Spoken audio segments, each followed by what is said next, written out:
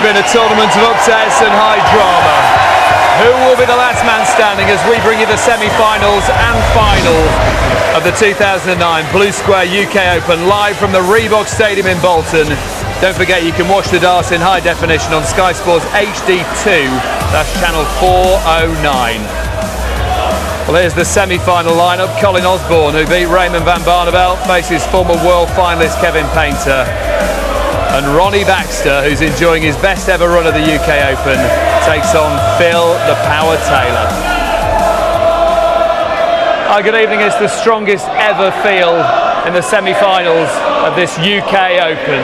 3 players looking to win their first major, 1 player who's dominated the game for more than a decade. Here's how they made it through. Everybody up for a massive day of darts here. A tasty starter. He's turning on the style here. Oh, absolutely fantastic stuff. Brilliant stuff from Kevin Painter.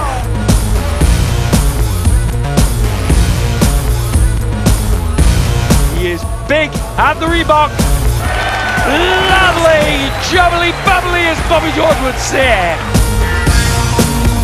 Oh, magic! Magic from the Wizard. What a performance from Colin Osborne. 2 great thoroughbreds. Yes, the rocket has now taken off, all right. Baxter showing style with steel and skill.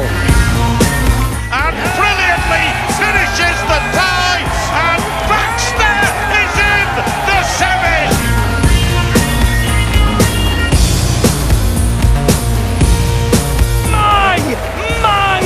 Me oh my! Does he make that tungsten fly? On the point of sensation! Mark Lawrence, the lorry driver, going back to his job 4:15 in the morning after losing to Phil Taylor earlier on today. Am I right, Rod, that it is the strongest lineup we've had in the semi-finals of this competition? Yeah, I think unquestionably it is, Dave. I mean, you've got Painter and Baxter, they've been on many world final stages. Colin Osborne, the most improved player over the last 2 years. And Phil Taylor, I think the last 3 games, he's probably proven that he's in the best form of his life. Do you sense that Phil Taylor wants to make a statement after losing to Mervyn King in the Premier League? No question. You know, 215 averages, he's really upped the bar again. He wants to send a message out to everybody. I'm going to take this and every other tournament from here on until Christmas. First semi-final, Colin Osborne against Kevin Painter. Both in good form, the best form they've ever been in. Yeah, I mean, me and Bristow call form like they've been in solid. You know, they're not making many mistakes, they're getting chances and they're taking them out. Osborne may have the odd advantage because he beat Barneveld. But Painter in that last quarter-final looked really good and really cool. Spoke to him early on and he's looking good. And Ronnie Baxter didn't get the look of the draw with Phil Taylor.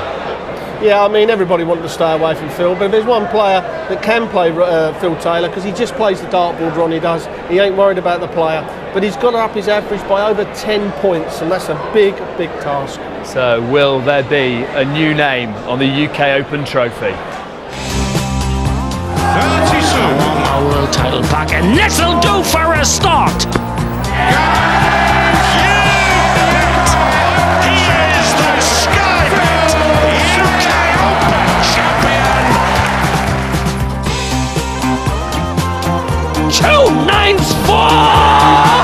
The Budweiser title!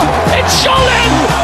Dutch College prevails at the Reebok in Bolton. Double 18 for the title! Yet again! Taylor has had one heck of a day. Tops for glory! Barney, Wonderland in Bolton. He took out Taylor in the quarter-finals. Now he's taken the title. The lipstick is clear. Wants to kiss it. Yes! Barney retains his title here in the Reebok. Double top, and that's the shot. And James Wade is the young champion, his 3rd in a year. lots of people lifting that trophy. Not Phil Taylor for the last 3 years. No, that's unusual. I mean, for Taylor to be missing for 3 years is going some, but tonight I just think he's on a 9-darter. I mean, if you take the 215 averages, that is incredible. And the other players are playing well, so it wouldn't surprise me for a 9-darter tonight. Get your money on it. Is that 4 in this competition? Why is it that this seems to bring the best out of him, 9-darter wise? It's probably because he's used to playing game on game on game. You know, so he gets into a rhythm on the first game, like this afternoon. So he's really coming into the semi-finals and possibly the final, you know, really on peak form. All right, listen, let's get predictions for the first of our semi-finals. Osborne against Painter. Do you know what? That is a real tough call. But I'm going to go for Kevin Painter. I just think that his attitude is just perfect at the moment, and he's an old practice partner of mine as well. All right, how are they feeling? Let's hear from the players now. Colin, what are your thoughts on the semi-final against Kevin Painter? Well, it's obviously I'm just going to treat it like any other game. You know, there's with the 4 of us, me, Kev, Ronnie, and Phil. You know, it's 4 quality players, so it didn't matter who the draw was. You know, whether I play Kev or Phil or Ronnie, it's going to be a tough game anyway. You've been to the semi-final here before. I don't need to remind you that you lost after being 10-8 up. You lost 11-10 to Vincent van der Voort. But what have you learnt from that experience? Well, obviously I am more experienced knowing the situation, and not only that, it's in the worlds and the match playing things. You know, and the only way you get the experience is by being in them positions. You know, so but I have learnt a lot from that, and hopefully I don't make the same mistake again. You've talked a lot this week about being confident, playing with a lot of confidence. How much of this game is played between your ears, and how much is played with your right hand? Oh, it's all upstairs. I mean, the thing is that before you start throwing darts, it's a simple game. It's only us individuals that make it complicated. You know, so I'm going to go up there and try and make it as easy as possible by hitting the big scores and the finishes, hopefully. Good luck, play well, Colin. Thank you.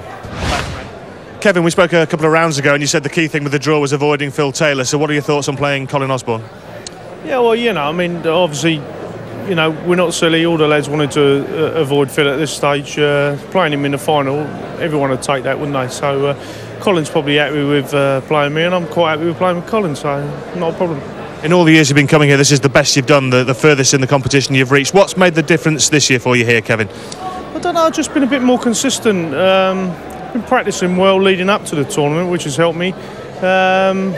Just my finishing's been good. I've just been playing in general, been playing better, yeah. All the semi-finals have got a bit of a balancing act, because if you get through, there's another game, so I guess you kind of have to pace yourself a little bit, but yet you've got to concentrate on getting the job in hand done in that semi-final as well. Yeah, I mean, it's a tough tournament. You know, obviously today, I won today at like 1:30 or 1:45. Then you got to find something to do so it's back to the hotel, have a shower, chill out, lay down a bit, and get on with the job in hand. Yeah. Play well tonight, Kevin. Good luck. Thanks very much. Thank you. Well, Rod Harrington reckons it could be a repeat of the 2004 World Final, one of the greatest matches we've ever seen. Kevin Painter against Phil Taylor. Let's find out who makes it through the first of our semi-finals. Our MC is John McDonald. Thank you, ladies and gentlemen. A very